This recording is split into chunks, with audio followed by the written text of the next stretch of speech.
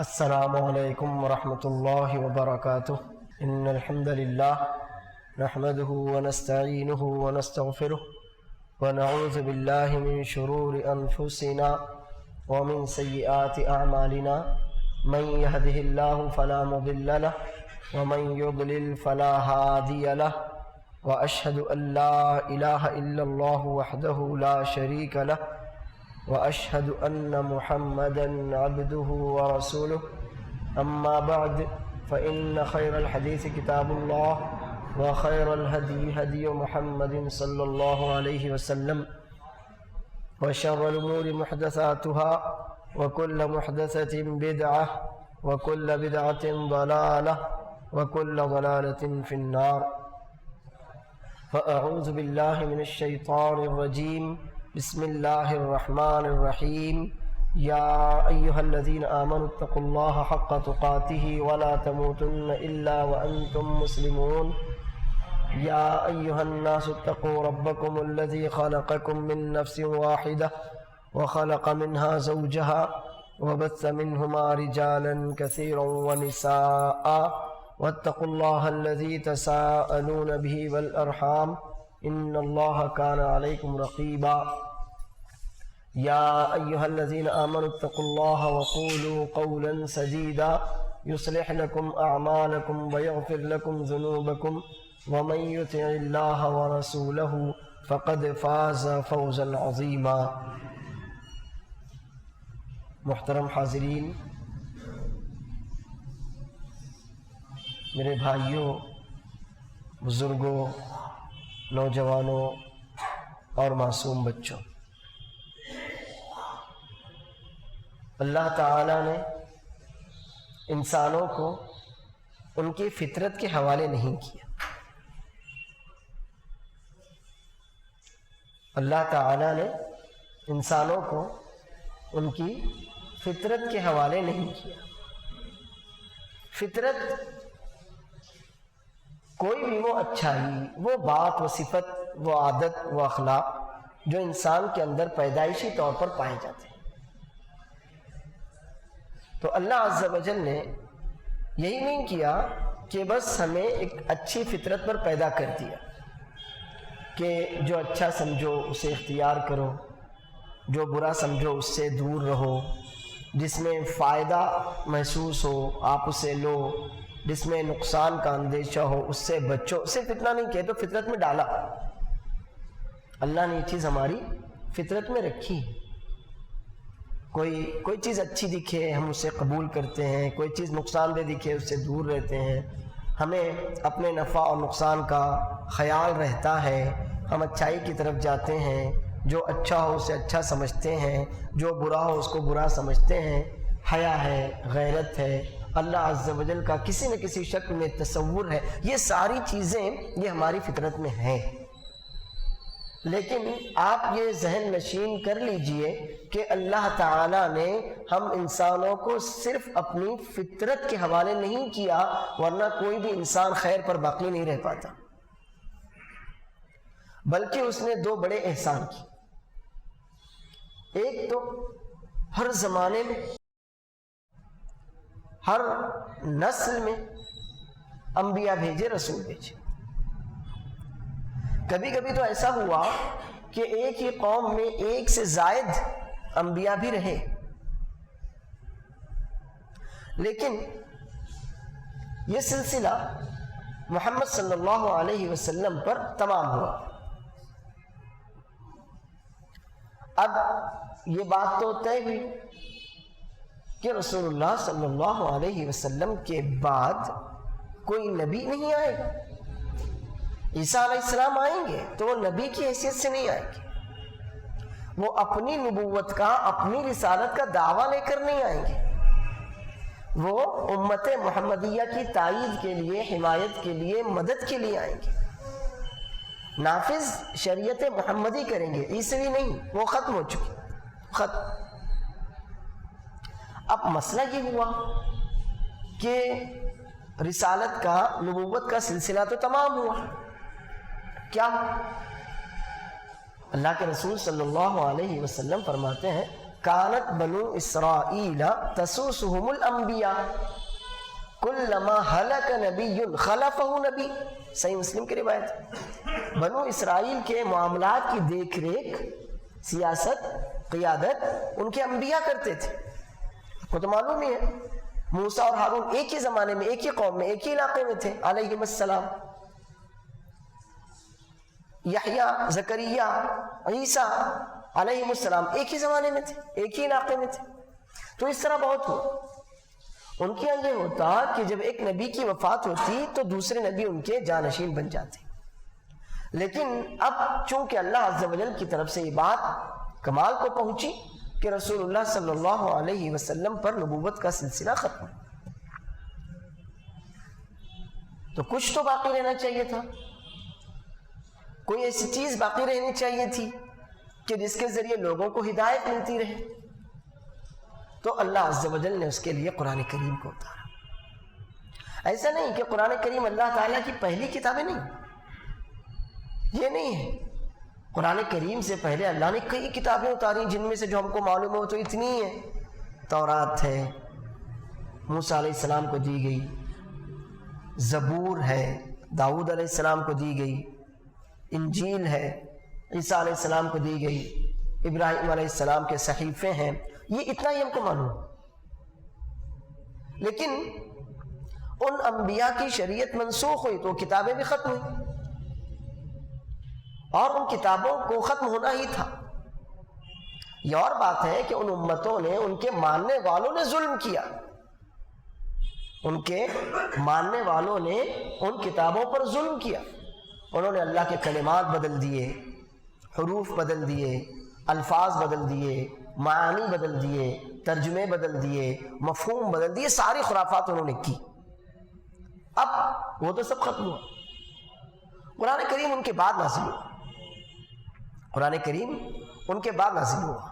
اور جس طرح محمد صلی اللہ علیہ وسلم کی نبوت قیامت تک آنے والے تمام انسانوں، ہر رنگ، ہر نسل، ہر قوم کے لوگوں کے لیے ہے، تو اسی طرح قرآن کریم بھی تمام انسانوں، ہر رنگ، ہر نسل، ہر قوم، ہر علاقے کے لیے، اس میں کوئی فرق نہیں.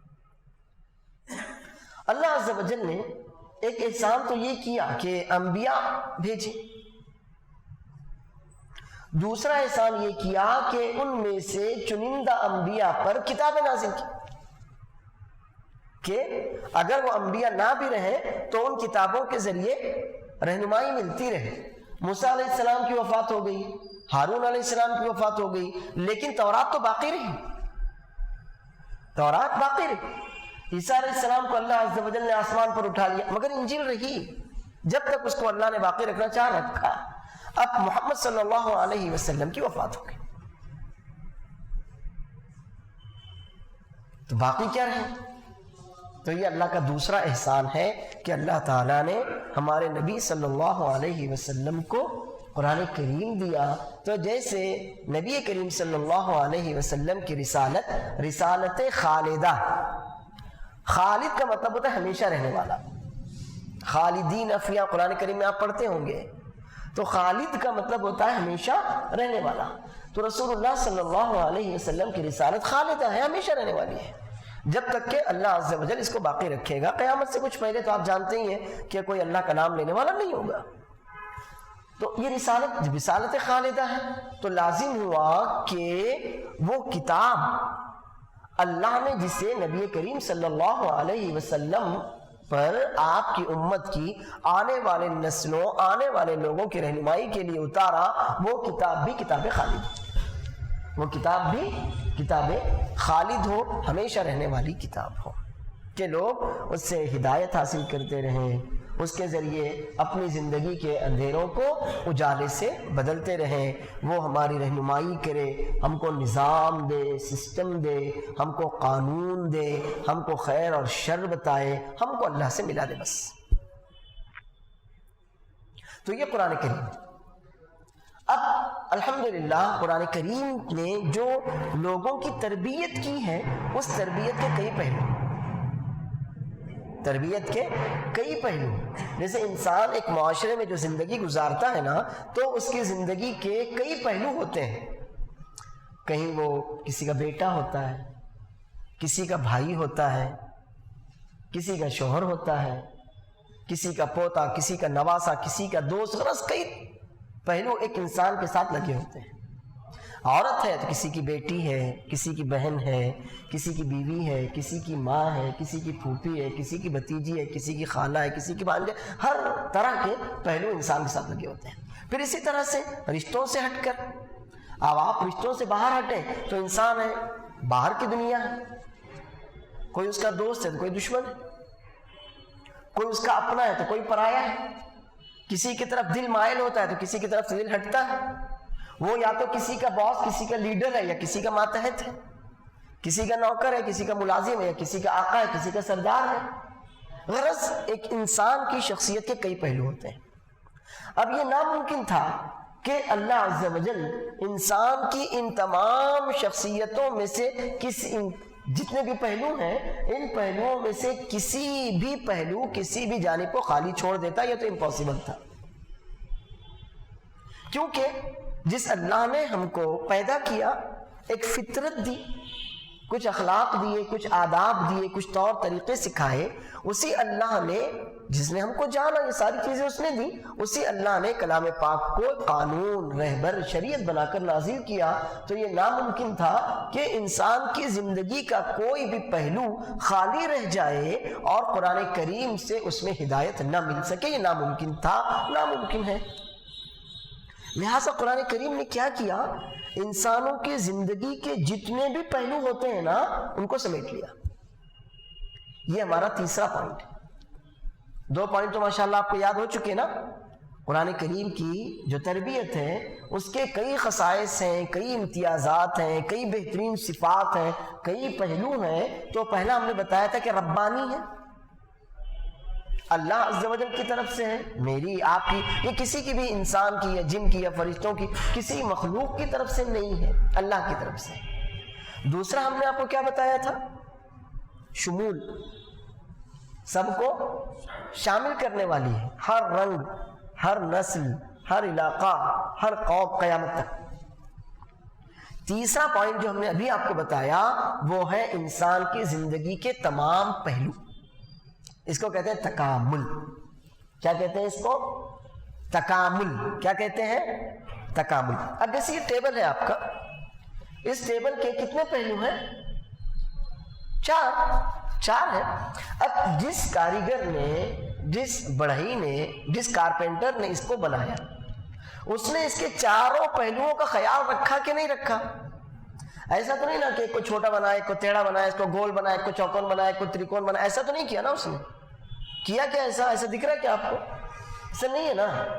تو یہ جو اس کو بنانے والا بڑھئی ہے, نجار ہے, کاریگر ہے, کارپینٹر ہے, جو بھی, اس نے کیا کیا, اس کے تمام جو گوشے ہیں, جو پہلو ہیں, جتنے بھی جوانب ہیں, کنارے ہیں, ان تمام کو ایسا بنایا کہ وہ ہر طرف سے درست رہے. وہ ہر طرف سے درست ہے. آپ ذرا سوچئے, اگر اس کا ایک پایا نیچے سے اٹھا ہوتا, دوسرا بیٹھا ہوتا, تیسرا ٹیڑھا ہوتا, چوتھا گول ہوتا, تو کیا ٹیبل یہاں پر ہمارے کسی کام کا ہوتا؟ نہیں. یہ اس کو اور 4 گنا بڑا کر دیتے تو بھی کسی کام کا نہیں ہوتا. آپ کہتے کہ نہیں یہ ہمارے کام کا نہیں ہے کیونکہ اس کے پہلو ٹیڑھے ہیں, یہ پرفیکٹ نہیں. یہ کرسی جس پر آپ بیٹھتے ہیں, جس کا سہارا لیتے ہیں, اس کے جو 4 پائے آپ کو نظر آتے ہیں, کوئی ٹیڑھا, کوئی چھوٹا, کوئی بڑا, ایسا رہتا کیا؟ چھوٹی سی کرسی ہے نا, نہیں رہتی. اگر ہو کوئی کرسی ایسی تو آپ اس کو خریدتے نہیں. اگر گھر پر لانے کے بعد آپ کو نظر آئے کہ ارے اس میں تو یہ ہے, آپ کیا کرتے, واپس اس کو واپس دینے کی جاتے. کیوں آپ نے اس کو واپس کیوں کیا؟ آپ نے اس کو استعمال کیوں نہیں کیا؟ اس لیے کہ وہ مکمل نہیں تھی, وہ مکمل نہیں تھی. تو چھوٹی چھوٹی چیزوں میں بھی ہم کمال دیکھتے ہیں. کوئی بھی چھوٹی چیز, آپ کی شرٹ پہنتے ہیں, اس میں اگر 3 بٹن اور 2 ٹوٹے ہوئے تو آپ پہلے گھر میں بٹن ٹکواتے ہیں, کہتے ہیں کہ نہیں اچھا نہیں لگے گا. کمال نہیں ہے نا, وہ نقص ہے نا. چھوٹی سی چھوٹی چیزوں میں ہم کیا دیکھتے ہیں, انسانی فطرت کے اعتبار سے ہم یہ دیکھتے ہیں کہ وہ اپنی جگہ کامل ہو. اس پر ہمیں اعتراض کرنے کی، حرف رکھنے کی کوئی گنجائش نہ ملے۔ تو قرآن کریم کی جو تربیت ہے نا یہ تکاملی ہے۔ اب انسان کی ذات کے، شخصیت کے بہت سے پہلو ہوتے ہیں۔ ایک تو اس کا عقیدہ ہے، اہم چیز تو وہی ہے۔ آپ کو سنوارنے میں، سدھارنے میں سب سے زیادہ اہم کردار معلوم ہے کون ادا کرتا ہے؟ آپ کا عقیدہ۔ آپ کو سدھارنے میں، سنوارنے میں سب سے زیادہ اہم کردار کون ادا کرتا ہے؟ آپ کا عقیدہ۔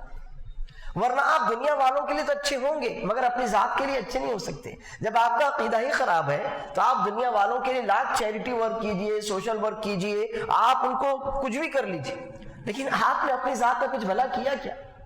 کیا کچھ بھلا؟ نہیں۔ جب اللہ کے پاس جائیں گے اللہ کہے گا ہاں ماشاءاللہ تو نے کام تو بہت اچھے کیے، اس کو پانی پلایا، اس کو کھانا کھلایا، اس کو کپڑے اڑائے، اس کو یہ کیا، اس کو وہ سب کی، لیکن مجھے جو چیز اس سے پہلے چاہیے تھی وہ تیرے پاس نہیں، وہ نہیں۔ تو انسان کی ذات کا سب سے پہلا جو پہلو ہے وہ ہے اس کا عقیدہ۔ قرآن کریم نے آپ کو عقیدہ سکھایا کہ نہیں سکھایا؟ قرآن کریم نے آپ کو عقیدہ نہیں سکھایا؟ نہیں ہے قرآن میں عقیدہ؟ کہا ہے؟ بتائیے، چلیے کوئی ایک آیت بتائیے، ہاں شیخ قرآن میں عقیدہ ہے، کوئی ایک آیت بتائیے، کوئی بھی جس میں براہ راست عقیدے کی بات ہو، کوئی بھی ایک آیت بتائیے۔ ایاک نعبد و ایاک نستعین نبی ہمارے امام صاحب نے پڑھا، ہم پڑھتے، یہ آیت نہیں پڑھتے تو ہماری نماز ہی نہیں ہوتی ہے نا۔ قل هو اللہ احد، کیا یہ عقیدہ ہے؟ تو قرآن کریم نے ہم کو ہمارا عقیدہ سکھایا اور کہا سیکھو، سیکھنا پڑے گا، حکم دیا سیکھنا پڑے گا۔ فَعْلَمْ 26واں پارہ سورہ محمد، کہا سیکھو۔ فَعْلَمْ أَنَّهُ لَا إِلَهَ إِلَّا اللَّهُ، کیا سیکھنا پڑے گا، بغیر سیکھے کام نہیں چلے گا، بغیر سیکھے کام نہیں چلے گا۔ اگر سیکھو گے نہیں تو پتہ کیسے چلے گا یہ عقیدہ ہے کیا چیز، اس میں کتنے پوائنٹس ہیں؟ عقیدہ یہی تو آپ کو بتاتا ہے نا اللہ کون ہے، کہاں ہے، کیوں ہے۔ اگر آپ کو یہ نہیں معلوم ہو تو آپ اللہ کو تو ہر چیز میں کہیں بھی ڈالتے رہیں، اعوذ باللہ۔ تو انسان کی ذات کا سب سے بنیادی اور مضبوط پہلو، وعلیکم السلام اللہ وبرکاتہ، جو اس کو سنوارتا ہے، سدھارتا ہے، وہ اس کا کیا ہوتا ہے؟ عقیدہ۔ تو قرآن کریم نے آپ کا عقیدہ سکھایا یا نہیں سکھایا؟ سکھایا نا قرآن کریم۔ عقیدہ نہیں سکھاتا تو باقی کیا بچتا پھر؟ قرآن کریم کے صرف ایسے کوئی چیپٹر تھوڑی ہے کہ اس کو پانی پلاؤ، اس کو کھانا کھلاؤ، ایسا تھوڑی ہے، وہ ثانوی چیزیں ہیں، سیکنڈری ہے۔ تو سب سے پہلی چیز جو قرآن نے ہم کو سکھائی، دیکھیے یہ پوائنٹ یاد رکھیے، تکامل۔ کیا پوائنٹ ہے یہ مین ہیڈنگ ہے آپ کی۔ اس کے تحت جو سب سے پہلی بات ہے وہ یہ کہ قرآن کریم نے ہم کو ہمارا عقیدہ سکھایا۔ آپ کی عادتیں اچھی ہوں، آپ کی عادتیں اچھی ہوں، آپ کے اخلاق اچھے ہوں، آپ ادب والے، طور طریق والے، تمیز والے، تہذیب والے ہوں۔ لوگ پسند کرتے ہیں اس کو، نہیں پسند کرتے؟ نہیں پسند کرتے ہے نا، صحیح ہے نا۔ لوگ بدتمیز کو، بدخلق کو پسند نہیں کرتے۔ تو اچھے اخلاق، اچھے آداب، طور طریقے، تمیز، تہذیب، یہ ہم کو قرآن نے سکھایا۔ کہاں سکھایا بتا؟ کوئی کہے؟ وہ ہماری شخصیت کا ایک پہلو ہے نا۔ میرا عقیدہ بہت مضبوط ہے، میں مثال بیان کر رہا ہوں بھائی، میں بہت کمزور ہوں، اللہ مجھے معاف کرے، ہدایت، لیکن اخلاق برے ہیں۔ بتاؤ، دیکھے ہوں گے لوگ ہیں تو بہت مضبوط عقیدے کے لیکن اخلاق برے، ایسے لوگ ہیں نا۔ تو مجھے یہ بتائیے کہ قرآن کریم نے آپ کو اخلاق سکھائے کہ نہیں سکھائے؟ سکھائے؟ کوئی ایک آیت، ترجمہ، کوئی بھی ہاں نہیں، میں قرآن کی بات کر رہا ہوں۔ ہاں ماشاءاللہ، بالکل صحیح، ماشاءاللہ، بارک اللہ فیک۔ 26 پارہ سورہ حجرات، کیا کرنا رب العالمین نے؟ وَلَا تَلْمِزُوا أَنفُسَكُمْ وَلَا تَنَابَزُوا بِالْأَلْقَابِ، کسی کو تانا مت دو، کسی کو برا نہ کہو۔ آگے کئی باتیں ہیں، بدگمانی مت رکھو، بلا وجہ کی جاسوسی مت کرو، کسی کے لیے دل میں کینہ مت رکھو، غیبت مت کرو. یہ ساری چیزیں ہیں کہ نہیں قرآن میں؟ دل نرم رکھو، یہ ہے کہ نہیں؟ تو یہ کیا ہے؟ کیا ہے؟ یہ عقیدہ ہے؟ کاروبار ہے؟ پھر کیا ہے؟ یہ اچھے اخلاق، یہ اچھے اخلاق. تو قرآن کریم نے آپ کو اچھے اخلاق سکھائے، آپ کا عقیدہ مضبوط ہوا، آپ کے اخلاق مضبوط ہوئے، آپ پلس میں چلے گئے، ہے نا؟ آپ کا عقیدہ مضبوط ہوا، آپ کے اخلاق بھی اچھے ہوئے، اب آپ پلس میں چلے گئے. کاروبار، قرآن کریم نے کاروبار سکھایا نہیں سکھایا؟ کہاں سکھایا؟ کدھر؟ جی ماشاءاللہ، بالکل صحیح، بالکل صحیح، بارک اللہ فیک. ویل للمطففین، تیسرا پارہ پوری صورت ہی ہے اس نام سے. تو ویل للمطففین الذین اذا اکتالوا علی الناس یستوفون واذا کالوهم او وزنوهم یخسرون. ناپ تول میں کمی کرنے والوں کے لیے ویل، ویل یعنی تباہی ہے، ہلاکت ہے، بربادی ہے. یہ بعض مفسرین کہتے ہیں کہ جہنم کا ایک گڑھا، لیکن اس کے جو معنی ڈکشنری میں آپ پائیں گے وہ ہے تباہی، بربادی، ہلاکت. تو اللہ نے کس کے بارے میں کہا؟ ناپ تول سکھا رہا ہے آپ کو اللہ عز و جل. اور ایک جگہ نہیں ہے، شعیب علیہ السلام کی تقریریں پڑھی، ہر جگہ پائیں گے آپ. جہاں شعیب علیہ السلام کی تقریر ملے گی نا قرآن میں، وہاں یہ چیز آپ کو ملے گی، وہاں یہ چیز ملے گی. آپ 8ویں 9ویں پارے میں پڑھیے، 12ویں پارے میں پڑھیے، 19ویں پارے میں، جہاں بھی اللہ عز و جل نے شعیب علیہ السلام کی تقریر ذکر کی ہے وہاں پر کاروبار بتایا ہے. اب جو یہ پوائنٹ تھا ویل للمطففین، طففہ کا مطلب ہوتا ہے ڈنڈی مارنا. ڈنڈی مارنا سمجھتے آپ؟ ڈنڈی مارنے کا مطلب نہیں کہ ترازو میں کمی بیشی. آپ ناپ اگر دودھ بیچتے ہیں نا، دودھ 1 لیٹر کا ناپ پورا بھر کے نیچے پیندے میں رکھتے تو وہ بھی یہی ہے. ناپ پورا بھر رہے ہیں آپ 1 لیٹر کا، ہم کو دکھ رہا، لیکن آپ ڈال رہے اس میں 950 کو نیچے سے ڈنڈی. ترازو آپ کا پورا ہے لیکن اس میں سے ویٹ بڑھایا ہوا ہے کسی بھی طرح سے. مرغی آپ پوری بیچ رہے لیکن پانی میں بھگا کے بیچ رہے آپ. کچھ بھی ہو سکتا ہے، الزام نہیں، ایک شکل ہے. اللہ کرے یہ چیزیں ہمارے اندر نہ ہو، اللہ کرے یہ چیزیں ہمارے اندر نہ ہو. ہم کسی کے ملازم ہیں، ہم کو ٹائم دیا گیا، اتنے ٹائم میں آپ کو آنا، اتنا کام آپ کو کرنا ہے. اب اس سے کم ٹائم میں ہمارا کام ہو گیا، ہم اطلاع دیتے ہیں کہ کام ہو گیا، ہم جا سکتے ہیں. لیکن نہیں، ہم ٹائم بھی برباد کریں اور وقت بھی گزاریں، کام بھی نہ کریں، تو پھر یہ کیا ہے؟ ڈنڈی مارنا ہے کہ نہیں ہے؟ وہ ڈنڈی مارنا، یہ بھی ڈنڈی مارنا ہے. تو دیکھیے ڈنڈی مارنے کی کئی شکلیں ہو سکتی ہیں. اللہ عز و جل نے جو کہا نا ویل للمطففین، ڈنڈی مارنے والا کیا ہے؟ جب ان کو لینا ہوتا ہے تو پورا پورا لیتے، نہیں میں تو 1 گرام کم نہیں لوں گا تو 4 گرام زیادہ دے، میں 1 گرام کم نہیں لوں گا. اور جب دینا ہوتا ہے تو ڈنڈی مار لیتے ہیں، جب دینا ہوتا ہے تو ڈنڈی مار لیتے. پھر کوئی بھی کاروبار. تو قرآن نے ہم کو سکھایا کہ نہیں سکھایا؟ آپ کو اصول دے دیا، احل اللہ البیع، کاروبار کرو، بے شک کرو بھائی. جمعہ کی نماز ختم ہو جائے، جاؤ بھاگو کاروبار کرو. یہی ہے نا، فَإِذَا قُضِيَتِ الصَّلَاةُ فَانْتَشِرُوا فِي الْأَرْضِ، بھاگو، کام دھندے کرو، دکانیں بند رکھ کے مت بیٹھو اپنے گھروں میں، جاؤ کاروبار کرو. احل اللہ البیع، اللہ نے تجارت، خرید و فروخت، لین دین، معاملات حلال کیے.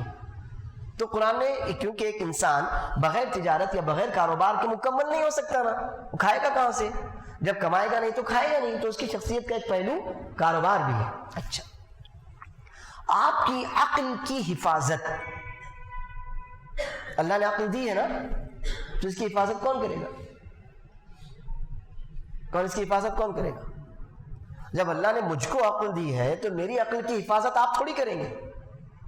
میری عقل کی حفاظت تو میں خود کروں گا نا، کیونکہ انسان شریعت کا پابند ہے، لیکن یہ پابندی عقل کی وجہ سے. ظاہر ہے ایک پاگل وہ شریعت کا پابند نہیں ہے. ایک آدمی جس کی عقل ہی نہ ہو وہ تو نہ نماز کا پابند ہے نہ روزے کا پابند ہے. آپ ایک پاگل کو پکڑ کر نہیں کہہ سکتے نماز کیوں نہیں پڑھتا, نہیں, اس کو اللہ نے وہ عقل شعور ہی نہیں دیا. تو اب یہ جو عقل ہے نا, یہ میری شخصیت کا اہم حصہ ہے, اس کے بغیر میری شخصیت مکمل نہیں ہو سکتی. اللہ نے عقل کی حفاظت سکھائی کہ نہیں سکھائی؟ کہاں سے؟ شراب. ماشاء اللہ بارک اللہ فیک. شراب کیا کرتی ہے؟ ڈائریکٹ حملہ کہاں کرتی ہے؟ عقل پر, جذبات پر, ہوش و حواس پر. شراب سیدھا حملہ کہاں کرتی ہے؟ عقل پر, جذبات پر, ہوش و حواس پر. تو اللہ عز و جل نے کہا یہ سب فالتو چیزیں کائے کو ان کے قریب جاتے, اسے بچوں ان سے دور رہو, شیطانی اعمال ہیں. یا ایھا الذین آمنوا انما الخمر والمیسر والانصاب والازلام رجس من عمل الشیطان فاجتنبوہ. اے لوگو, اے ایمان والو, شراب سے ہی شروع کیا اللہ نے. آپ اس پر غور کیجیے اس آیت پر. شراب, جوا, فال, شگونی بدشگونی والے تیر. اب تو ہمارے زمانے میں تو طوطے بھی پر وہ نکالتے, طوطے, نعوذ باللہ. اور اس کے بعد کہا اللہ نے والازلام والانصاب. انصاب کا مطلب ہوتا ہے یہ بت, مورتیاں, مجسمے. اب آپ اس آیت پر غور کیجئے کہ اللہ عز و جل نے شراب کا ذکر پہلے کیا اور بتوں اور مورتوں کا ذکر 3 نمبر پر کیا. تو غور کیجئے. حالانکہ آپ کہیں گے میں اگر پوچھوں آپ سے سب سے بڑی برائی کیا ہے, آپ کہیں گے شرک. واضح ہے, وہ تو اس سے بڑا تو کوئی ظلم ہی نہیں ہے, کیونکہ وہ اللہ پر ظلم کر رہے ہیں ہم, اللہ محفوظ رکھے. اب یہاں ہونا کیا چاہیے تھا میری اور آپ کی عقل کے اعتبار سے کہ اللہ سب سے پہلے شرک کا ذکر کرتا کہ یہ خرافات, یہ کفر, یہ بتیں, یہ بت, یہ مورتیاں, یہ مجسمے, ان کو بھگاؤ, ان کو پھینکو. لیکن اللہ نے ایسا نہیں کیا. اللہ نے کیا کہا؟ انما الخمر. شروعات کہاں سے کی؟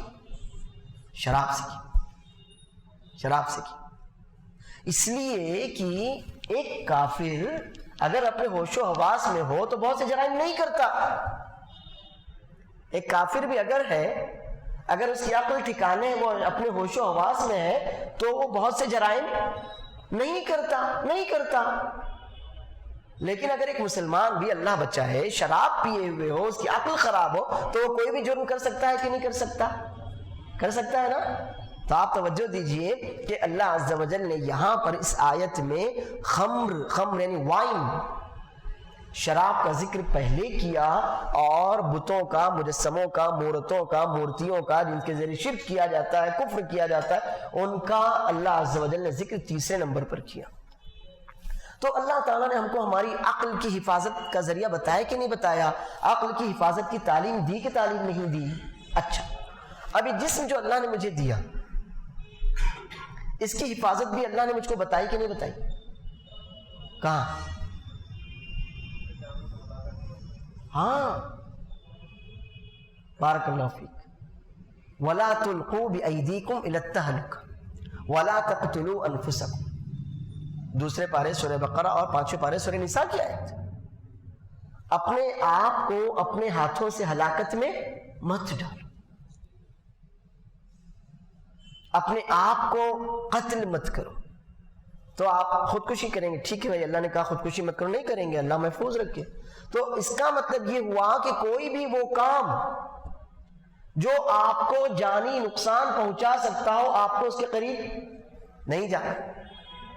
کوئی بھی وہ کام جو آپ کو جانی نقصان پہنچا سکتا ہو, آپ کو اس کے قریب نہیں جانا. مالی نقصان, اللہ نے کہا اپنے مالوں کی حفاظت کرو, کدھر کہا؟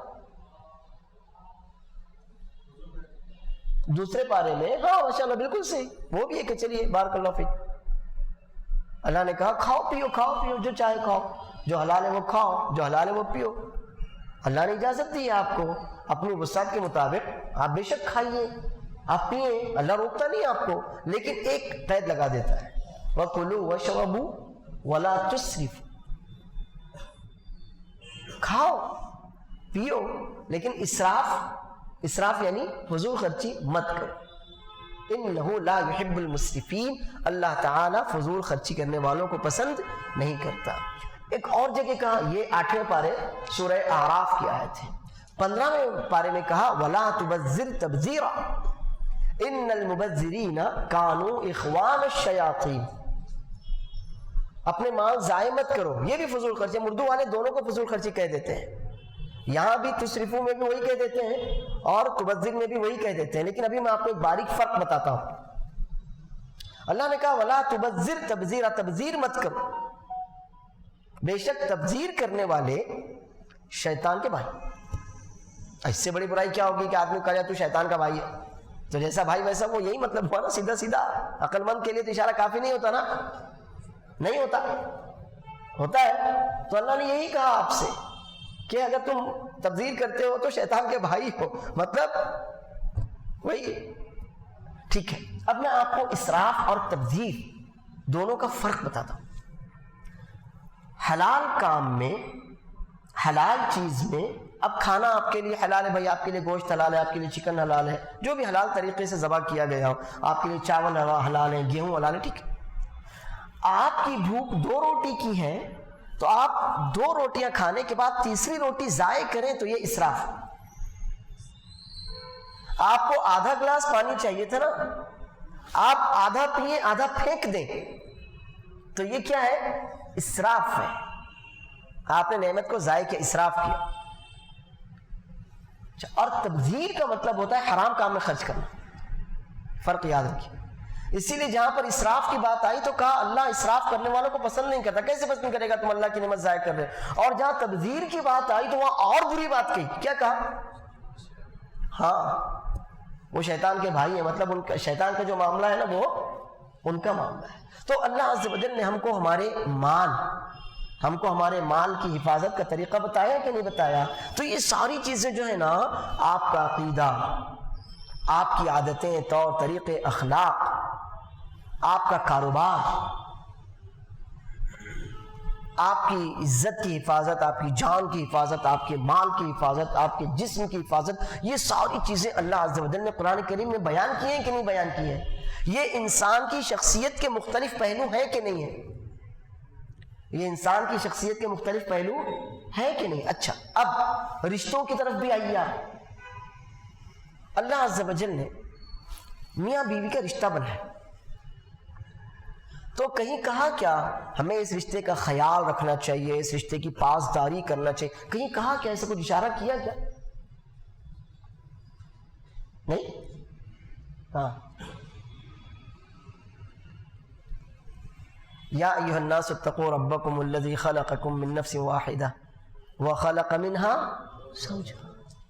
ارے تیری بیوی تیرے جسم کا حصہ ہے، وہ پرائی مخلوق نہیں ہے، وہ ایلین نہیں ہے، وہ پرائی مخلوق نہیں ہے، وہ تیرے جسم کا حصہ ہے.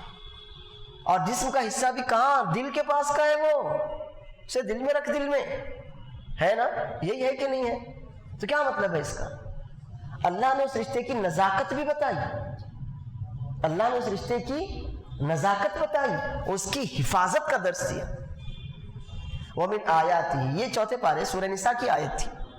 21ویں پارے سورہ روم میں فرمایا وَمِنْ آیَاتِهِ أَنْ خَلَقَ لَكُم مِّنْ أَنفُسِكُمْ أَزْوَاجًا لِتَسْكُنُوا إِلَيْهَا وَجَعَلَ بَيْنَكُمْ مَوَدَّةً وَرَحْمَةً. اللہ کی بڑی نشانیوں میں سے اس پر غور کرنا، ہمیشہ نصیحت حاصل کرنا کہ اللہ نے تمہارے لیے تمہارے ہی جسموں سے، انفس جسم، تمہارے ہی جسموں سے تمہارے جوڑے بنائے اور تم دونوں کے درمیان محبت، الفت، پیار، ہمدردی اور شفقت ڈالتی. تو اللہ نے میاں بیوی کے رشتے کی حفاظت، اس رشتے کو قریب رکھنا، اس رشتے کو آلودہ نہ ہونے دینا، ساری باتیں بتائیں کہ نہیں بتائیں؟ بتائیں. اولاد اور والدین، اولاد اور والدین، اس سلسلے میں ہے کہ کچھ رہنمائی ہے کیا؟ ارے واہ ماشاء اللہ، بارک اللہ. 15واں پارہ سورہ بنی اسرائیل. جائز ہی نہیں ہے. ہم تو زوردار بات کرتے، ایسے بات کرتے ڈانٹ پھٹکار کے، جیسے کہ معلوم نہیں کس سے بات کر رہے ہیں. آپ کو سمجھتا نہیں، آپ نے کیوں بولے اور آپ کیوں گئے؟ اللہ فرماتا ہے اف نہیں کہنا، ولا تقل لهما اف. اور ہم کو یہ اشارہ کیا کہ اپنے والدین کے لیے تم کو ایک دعا مانگنا ہے. اس دعا میں اللہ نے اولاد کو تو سکھایا، لیکن اس دعا میں اللہ نے والدین کو بھی ایک پہلو کی جانب اشارہ کیا، رب ارحمہما کما ربیانی صغیرا. میرے اوپر یہ دعا مانگنا مجھے فرض ہے، میرے اوپر، آپ کے اوپر بھی فرض ہے. اللہ نے کہا وقل، بولو دعا کرو، تو مانگنا پڑے گی آپ کو یہ دعا. اس کو عربی میں یاد کیجیے. آپ قرآن کریم کی دعائیں عربی میں یاد کرنی پڑیں گی آپ کو. کب تک بھاگیں گے آپ؟ رب ارحمہما کما ربیانی صغیرا. ٹھیک ہے، اس میں والدین کے لیے بھی اشارہ ہے. میرے لیے تو ہے کہ میرے والدین کے مجھ پر اتنے احسان ہیں، ماں باپ کے احسان اتنے ہیں کہ اگر آپ خود والدین ہیں نا تو ہی سمجھ سکتے اس چیز کو، نہیں تو نہیں سمجھ سکتے. ماں باپ اپنے بچوں کے لیے کیا کیا نہیں کرتے، اگر آپ خود ہیں نا تو ہی آپ سمجھ سکتے ہیں، ورنہ وہ چیز سمجھائی نہیں جاتی. والدین کے لیے اشارہ ہے کہ تم کو اپنے بچے کی تربیت کرنی ہے. دعا کیا مانگ رہے ہیں ہم کہ اے ہمارے رب ہمارے والدین پر رحم فرما. اور رحم یہ جنت میں لے جانے والی چیز ہے. کوئی بھی اللہ کی رحمت کے بغیر جنت میں جانے والا نہیں ہے. تو رحمت گویا ہم نے اللہ سے اپنے والدین کے لیے جو رحم مانگا نا، ڈائریکٹ جنت تک کی ساری اچھائیاں مانگ لی، بچا کچھ نہیں. چھوٹی دعا مت سمجھو اس کو، بچا ہی نہیں کچھ. اور اس میں والدین کے لیے اشارہ ہے کما ربیانی صغیرا، کہ تم کو اپنے بچے کی پرورش کرنا ہے، پالنا پوسنا ہے، اور اس کی پرورش ایسے ہو کہ وہ اپنے کمال کو پہنچے. اس کو تربیت کہتے ہیں. مفہوم تو بتایا تھا نا میں نے اس کے پہلے تربیت کا، لکھا کرو آپ نے. کما ربیانی صغیرا، میرے والدین نے مجھ کو پالا پوسا، پروان چڑھایا. ہر چیز جو بھی زندگی کے لیے ضروری تھی، آگے بڑھنے کا لازمہ تھی، وہ میرے والدین نے میرے لیے فراہم کیا، حتیٰ کہ میں اپنے کمال کو پہنچ گیا.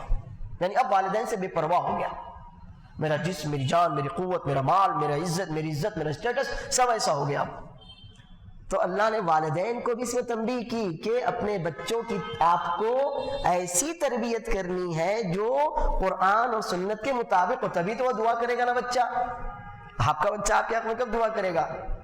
جب آپ اس کو اللہ کے دین کے حساب سے تربیت آپ اس کی کریں گے، نہیں تو نہیں کرے گا. وہ آپ سوچ لینا، اگر آپ نے اپنے بچوں کو دین سکھایا، دینی اصولوں پر ان کی پرورش اور تربیت کی، تبھی آپ کے بچے آپ کے لیے دعا کریں گے، ورنہ نہیں کریں گے. نہیں کریں.